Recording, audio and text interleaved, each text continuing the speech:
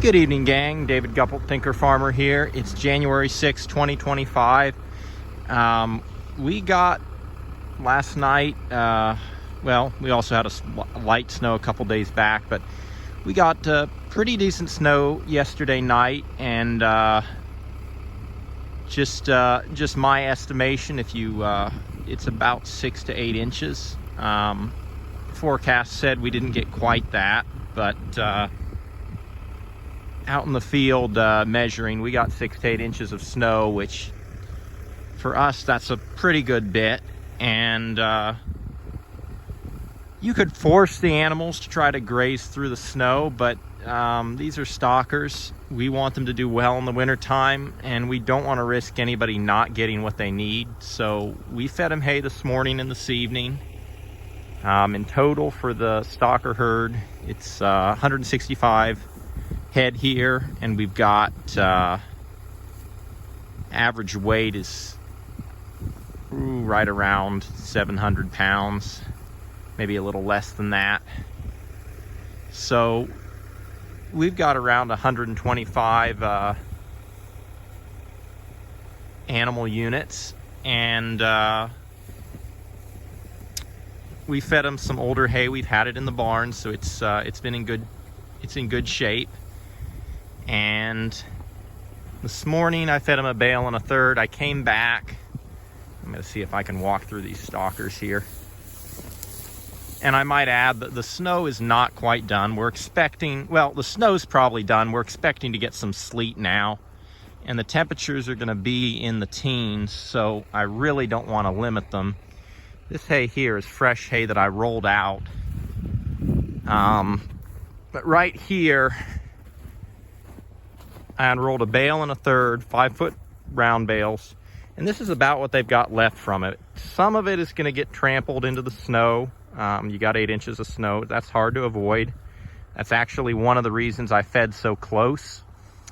Rather than trying to spread all my hay out all over the place and ending up getting most of it trampled into the snow, once I've got an area that's already a little bit trampled, if it's still a pretty clean area, it's kind of worth it to go ahead and just feed the hay in the same area. And the water is right over there. Mineral feeders close by, and the sleets, it's actually starting to, now this is snow for now, but their shelter point is right over there in those woods. So they're not, I'm not making them, I mean, we've not been back fencing the last few days, and they came from the bottom of the slope field on the other side of that tree line over there. The first tree line, not the second. And so they've been in this area a few days, and I've just been rationing feed. But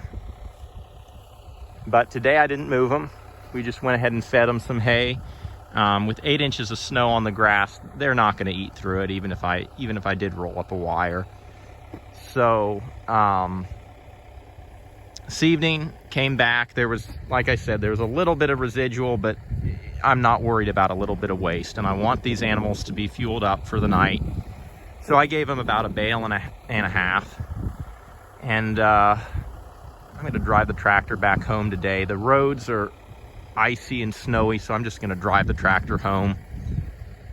But yeah, nobody's bawling. Everybody seems content.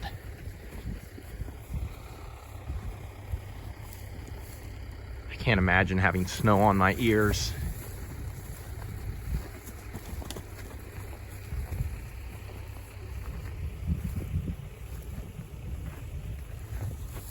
And if we waste a little hay, I would rather that than have an animal go hungry tonight. They're going to go ahead and drink water at this point, and then their rumen's going to go ahead and ferment overnight, and that's going to generate heat. Hopefully keep them warm through the night.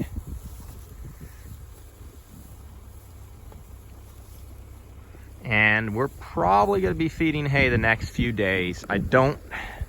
Unless some of this snow melts, I don't see myself going back to grazing immediately. I need the grass tips to at least be showing. And I've got plenty of area around here that I can go ahead and roll hay out that they're in. So This week, it's the kind of the first full week of January. It's going to be in the teens every single night. This is what you keep the hay for, and we're going to use it. And I think that would be, this video really doesn't have a specific agenda. I'm just sharing a moment here on the farm, but I think it's important to realize that every tool a grazer has, it should be there to use when you need it. And that's exactly what hay is for. It's not wrong to feed hay. It's not, I mean, we're not making hay anymore here. We're buying in our hay. We've determined that's best for us.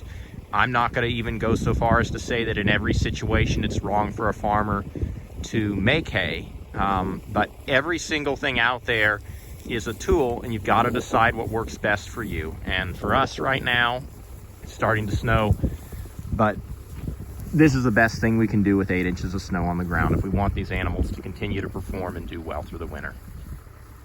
So whatever the tools you have in your box, it's not wrong to use them, and there's not necessarily a one-way answer to anything. The best thing to do is simply to try and figure out what works best for you. And with that, gang, blessings for the journey, and keep it real.